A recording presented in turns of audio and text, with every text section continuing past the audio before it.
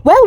Nandito naman ako ngayon dahil wala kaming calendar, you guys. April na ngayon, 2026, pero wala pa kaming calendar. Kaya naisip ko yung 2025 calendar, ay ginawa ko na siyang 2026 calendar. At syempre, bumili talaga ako ng pentel pen, guys, para makagawa talaga ako ng 2025 April na kasi ngayon. Kaya April ako gagawa ng calendar ngayon. At syempre, pentel pen lang yung gamit ko kasi wala na talagang choice. Wala nang choice, ABCD, pero iba ang choice dahil ibang mahal niya. Dahil gumawa na nga ako ng calendar dahil April lang ngayon. At syempre, nakakatamad pag tingin-tingin sa cellphone kapag anong pizza na, di ba? Nakakatamad yun sa cellphone. Kaya gumawa na lang ako, guys, dito sa calendar 2025.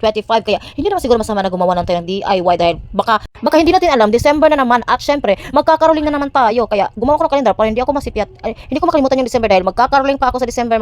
Magka-countdown pa ako, guys. Alam niyo ba yun, guys? 8 months na lang, guys. December na. Time to caroling na, guys. Kaya maghanda kayo dahil magkakaroling ako sa bahay niyo. Tingnan niyo, guys. At hintayin niyo ako dahil malapit na 8 months na lang. Oh, tingnan niyo, oh. April na ngayon. January pa lang, nag-iisip na ako mag-DIY ako ng calendar pero naabtan talaga ng April, guys. Nag-April na pero hindi ko talaga ginawa kasi nga akala ko may magbigay sa amin ng calendar pero hanggang ngayon April na lang wala talagang nagbigay kaya nagpentel pen na lang ako, nag-DIY na lang ako, guys, ng calendar April 2026. At syempre, guys, next month magka-calendar naman ako ng DIY naman sa May ng 2026. Magpentel pen naman ako next month at asahan niyo yan dahil i-upload ko din yan sa Facebook dahil i-vlog ko din yan paggawa ko ng next month na calendar yung May 2026. At syempre, huwag kayo magalit sa akin dahil ito lang ang nagawa ko dahil wala talaga kaming calendar, guys. At napakahirap talaga, ukay-ukay sa cellphone ko ng petsa na, guys. At syempre, guys, ngayon lang ako nakapag-voice over. Pansin nyo ba? Ngayon lang ako, ang sobrang tagal ko nakapag-voice over kasi nga nanglulood ako sa Facebook dahil sobrang zero earnings talaga kahit marami na akong na-upload na video. Kaya nanglulood ako, guys. Nagtatapulan ako, nagtatamad-tamaran ako sa pag-upload at sa pag-voice over kasi nga yung earnings ko nga palaging zero na lang. At syempre, kahit 1,000 na yung video na ina-upload ko. Relate ba kayo, guys? Comment down below dahil hindi na ako nag-iisa dahil marami tayo. At syempre, hindi ako titigil sa pag-vlog dahil fashion ko to, guys. Ano yung fashion?